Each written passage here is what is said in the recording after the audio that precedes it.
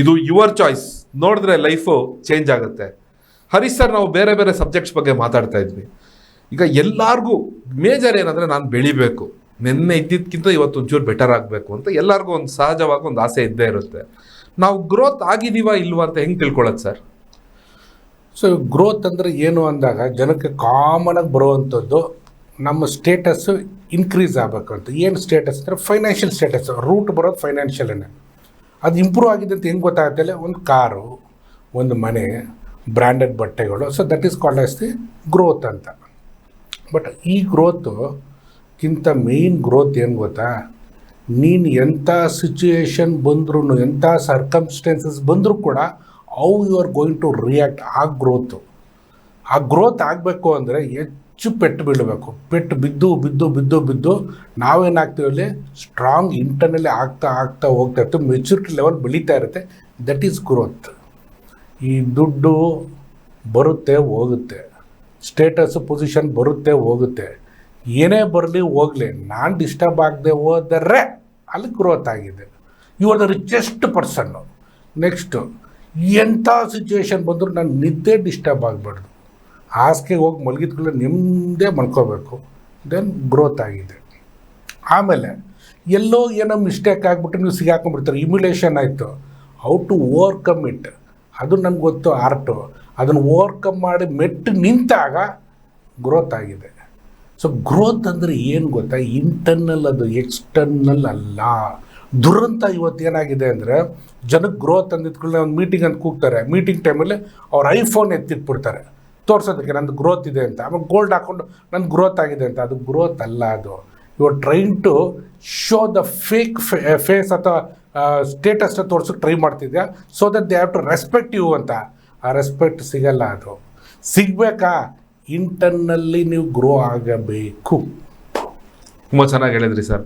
ಗ್ರೋತ್ಗೆ ಒಂದು ಪ್ಯಾರಾಮೀಟರ್ಸೇ ಬೇರೆ ಥರ ಹೇಳಿದ್ರು ಸರ್. ನನ್ನ ಹಂಬಲ್ ಒಪಿನಿಯನಲ್ಲಿ ಗ್ರೋತಿಗೆ ಬಿಗ್ಗೆಸ್ಟ್ ಸಮಸ್ಯೆ, ಬಿಗ್ಗೆಸ್ಟ್ ಥ್ರೆಟ್ ಅಂದರೆ ಫಿಯರ್. ಎಲ್ಲಿವರೆಗೂ ನಾವು ಭಯ ಬೀಳ್ತೀವೋ ನಾವು ಬೆಳೆಯೋಕ್ಕಾಗಲ್ಲ. ಭಯನ ಹೆಂಗೆ ಸರ್ ಓವರ್ಕಮ್ ಮಾಡೋದು?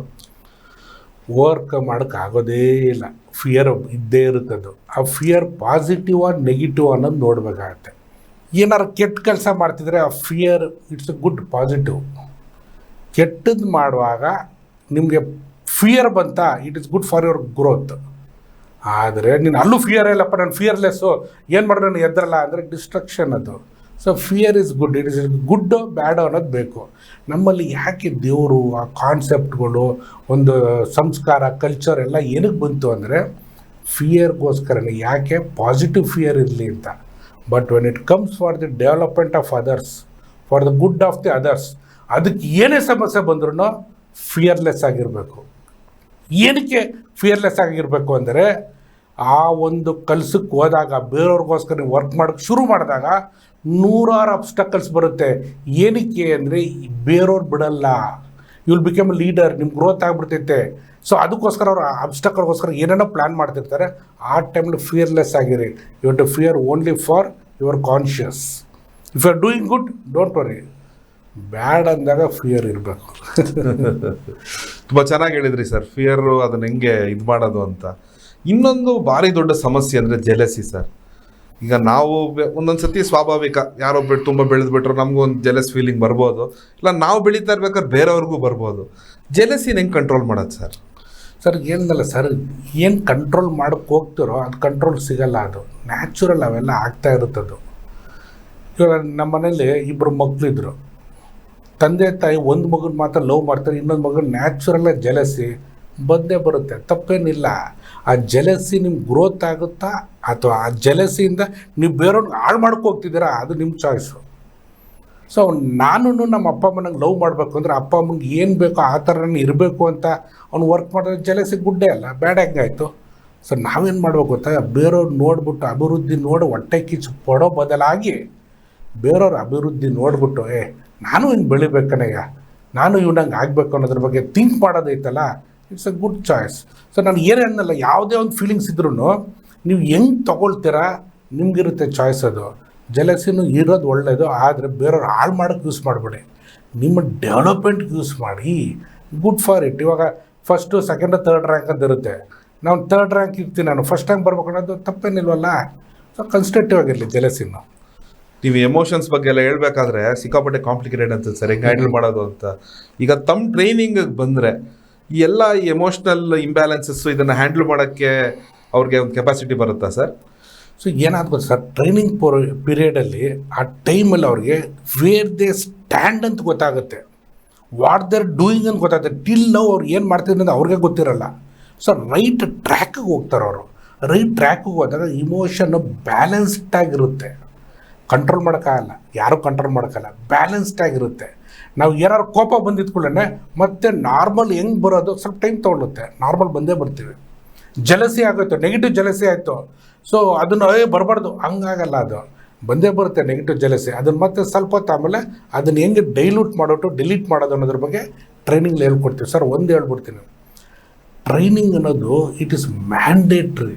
ದುರಂತ ಅಂದರೆ ನಾವು ಅದಕ್ಕೆ ಹೆಚ್ಚು ನಾವು ಒತ್ತು ಕೊಡ್ತಾ ಇಲ್ಲ. ಪ್ರತಿಯೊಬ್ಬರು ಟ್ರೈನಿಂಗ್ ಹೋಗಲೇಬೇಕಾಗುತ್ತೆ ಫಾರ್ ಸೆಲ್ಫ್ ಡೆವಲಪ್ಮೆಂಟು. ಹೆಂಗೆ ಸ್ಕೂಲಲ್ಲಿ ಕಾಲೇಜಲ್ಲಿ ನಮಗೆ ಎಜುಕೇಷನ್ ಎಷ್ಟು ಇಂಪಾರ್ಟೆಂಟೋ ಅದಕ್ಕಿಂತ 1000ರಷ್ಟು ಇಂಪಾರ್ಟೆಂಟು ಸೆಲ್ಫ್ ಡೆವಲಪ್ಮೆಂಟು. ಯಾಕಂದರೆ ನಮ್ಮ ಆ್ಯಟಿಟ್ಯೂಡ್ ಕಲ್ಚರ್ ಸರ್, ಯಾವುದೇ ಕಂಪ್ನಿಗೆ ಹೋಗಿ ಆ ಕಂಪ್ನೀಲಿ ನಿಮ್ಮ ಪ್ರಮೋಷನ್ ಕೊಡೋದು ನೀವು ಎಷ್ಟು ಬುದ್ಧಿವಂತರು ಅಂತ ಹಂಗೆ ನೋಡ್ಕೊಡಲ್ಲ. ಫಸ್ಟ್ ನೋಡೋದು ನಿಮ್ಮ ಆ್ಯಟಿಟ್ಯೂಡು. ನೀವು ಅತಿ ಬುದ್ಧಿವಂತರು ತಿಳ್ಕೊಳ್ಳಿ, ಆದರೆ ನಿಮ್ಮ ಆ್ಯಟಿಟ್ಯೂಡ್ ಸರಿ ಇಲ್ಲ ಅಂತ ತಿಳ್ಕೊಳ್ಳಿ, ನಿಜವಾಗ್ಲೂ ನಿಮ್ಮ ಪ್ರಮೋಷನ್ ಕೊಡಲ್ಲ. ಮನೇಲಿ ನೀವು ಫಸ್ಟ್ ರ್ಯಾಂಕ್ ಸ್ಟೂಡೆಂಟು, ತುಂಬ ತುಂಬ ತುಂಬ ಬ್ರಿಲಿಯಂಟ್ ನೀವು, ಆದರೆ ಆ್ಯಟಿಟ್ಯೂಡ್ ಸರಿ ಇಲ್ಲ, ನಿಮ್ಮ ಅಪ್ಪ ಅಮ್ಮ ನಿಮ್ಮ ಲವ್ ಮಾಡಲ್ಲ, ಸಮಾಜನೂ ನೀವು ತೊಗೊಳ್ಳಲ್ಲ. Attitude important. ಆ್ಯಟಿಟ್ಯೂಡ್ ಯಾವಾಗ ಡೆವಲಪ್ ಆಗುತ್ತೆ ಅಲ್ಲಿ ಟ್ರೈನಿಂಗ್ಗಳು ಹೋದಾಗಲೇ ಡೆವಲಪ್ ಆಗೋದು. ಮತ್ತು ಚಾಲೆಂಜಸ್ ಬರುತ್ತೆ ಲೈಫಲ್ಲಿ, ಅನ್ಎಕ್ಸ್ಪೆಕ್ಟೆಡ್ ಏನೇನು ಆಗೋಗ್ಬಿಡುತ್ತೆ. ಆ ಅನ್ಎಕ್ಸ್ಪೆಕ್ಟೆಡ್ ಆದಾಗ ಔ ಟು ಓವರ್ಕಮ್ ಅದೆಲ್ಲ ಸ್ಕೂಲಲ್ಲಿ ಹೇಳ್ಕೊಡಲ್ಲ, ಕಾಲೇಜಲ್ಲಿ ಹೇಳ್ಕೊಡಲ್ಲ, ಟ್ರೈನಿಂಗಲ್ಲಿ ಬರುತ್ತೆ. ಇವತ್ತು ನಮ್ಗೆ ಏನೇನು ಚಾಲೆಂಜ್, ಫೈನಾನ್ಷಿಯಲ್ ಚಾಲೆಂಜಸ್ ಇರ್ಬೋದು, ಅಥವಾ ಫ್ಯಾಮಿಲಿ ಇಶ್ಯೂಸ್ ಇರ್ಬೋದು, ಅಥವಾ ಕೆರಿಯರಲ್ಲಿ ಚಾಲೆಂಜಸ್ ಇರ್ಬೋದು, how to overcome you have to go for a training. ನಾವು ಟ್ರೈನಿಂಗ್ ನಾವು ಪ್ರಮೋಟ್ ಮಾಡ್ತಿಲ್ಲ, it's mandatory that you have to understand. Automatically ನಮ್ಮ ದೇಶ ಎಲ್ಲ ಹೋಗುತ್ತೆ, ಯಾಕಂದರೆ ನಮ್ಮದು ಪಾಪ್ಯುಲೇಷನ್ ಐತೆ, ಇಟ್ ಶುಡ್ ಬಿಕಮ್ ಕಂಪಲ್ಸರಿ. ಸೂಪರಾಗಿ ಹೇಳಿದ್ರಿ ಸರ್. ಈಗ ಟ್ರೈನಿಂಗು ಅಂತ ನಾವು ಟ್ರೈನಿಂಗ್ ಬಗ್ಗೆ ಡಿಸ್ಕಷನ್ ಮಾಡ್ತಾ ಇದ್ದೀವಿ ಸರ್. ಇವತ್ತಿನ ಚಿಕ್ಕ ಮಕ್ಕಳಿಂದ ಹಿಡಿದು ಇಂಡಿಸಿಪ್ಲಿನ್ ಅನ್ನೋ ತುಂಬ ಕಾಮನ್ ಆಗಿಬಿಟ್ಟಿದೆ. ಸ್ಕ್ರೀನ್ಗೆ ಅಡಿಕ್ಷನ್ನು ಏನಂತೀರ, ಬೇರೆ ಬೇರೆ ಕಡೆ ಡಿಸ್ಟ್ರಾಕ್ಟೆಡ್ಡು, ಫೋಕಸ್ ಇಲ್ಲ, ಡಿಸಿಪ್ಲಿನ್ ಇಲ್ಲ. ಸೊ ಈ ಚಿಕ್ಕ ಮಕ್ಳಿಗೂ ತಮ್ಮಲ್ಲಿ ಏನಾದ್ರು ಟ್ರೈನಿಂಗ್ ಆಪರ್ಚುನಿಟೀಸ್ ಇರುತ್ತಾ ಸರ್? ಸೊ ನೋಡಿ, ನಮ್ಮಲ್ಲಿ ಮಕ್ಕಳಿಗೆ ಅಂತ ನಾವು ಚಿಕ್ಕ ಮಕ್ಕಳಿಗೆ ಟ್ರೈನಿಂಗ್ ಕೊಟ್ಟಿದ್ದೆ. ಯಾಕಂದರೆ ಬ್ರೂಸ್ ಲಿಪ್ಟನ್ ಅಂತ ಒಂದು ಅದ್ಭುತವಾದಂಥ ಡಿಸ್ಕವರಿ ಮಾಡಿದ್ದಾರೆ. ಫಸ್ಟ್ 7 ಇಯರ್ಸು ನಮ್ಗೆ ಏನೇನು ಇನ್ಪುಟ್ ಬೀಳುತ್ತೋ ಅದು ಲೈಫ್ ಲಾಂಗ್ ಕಂಟಿನ್ಯೂ ಆಗುತ್ತೆ, ಚೇಂಜ್ ಮಾಡೋಕ್ಕಾಗಲ್ಲ. ನಿಜ ಹೇಳ್ತಾ ಇದ್ದೀನಿ, ಚಿಕ್ಕ ಮಕ್ಕಳಿಗೆ ಪ್ರತಿಯೊಬ್ಬರು ಟ್ರೈನಿಂಗ್ ಸೇರಿಸಲೇಬೇಕು. ಯಾಕೆ ಅಂದರೆ ಕಲ್ಚರ್ ಚೇಂಜ್ ಆಗಿಬಿಡ್ತೈತೆ, ಆ್ಯಟಿಟ್ಯೂಡ್ ಚೇಂಜ್ ಆಗ್ಬಿಡ್ತೈತೆ, ಫೌಂಡೇಶನ್ ಸ್ಟ್ರಾಂಗ್ ಆಗಿಬಿಡ್ತೈತೆ, ಆಟೋಮೆಟಿಕ್ ಅವ್ರ ಸಕ್ಸಸ್ ಗ್ಯಾರಂಟೀಡ್ ಆಗುತ್ತೆ. ಸೊ ನಮ್ಮಲ್ಲಿ ಟ್ರೈನಿಂಗ್ ಹೆಂಗಿದೆ, ಅದು ಫ್ರಾಂಚೈಸಿ ಮಾಡಲು ಕೂಡ ಇದೆ ನಮ್ಮಲ್ಲಿ. ಆ ಟ್ರೈನಿಂಗ್ ಹೆಂಗಿರುತ್ತೆ ಅಂದರೆ, ಒಂದು ಉದಾಹರಣೆ ಕೊಡ್ತೀನಿ. ಆ ಮಗು ಟ್ರೈನಿಂಗ್ ಆದಮೇಲೆ ಚಿಕ್ಕ ಮಕ್ಕಳುಗಳು ಬೆಳಗ್ಗೆ ಅವ್ರ ಅಪ್ಪ ಅಮ್ಮನಿಗಿಂತ ಮುಂಚೆ ಬೇಗ ಎದ್ದೇಳ್ತಾರೆ, ಬ್ರಹ್ಮ ಮುಹೂರ್ತದಲ್ಲಿ ಎದ್ದೇಳ್ತಾರೆ ಮಕ್ಕಳುಗಳು.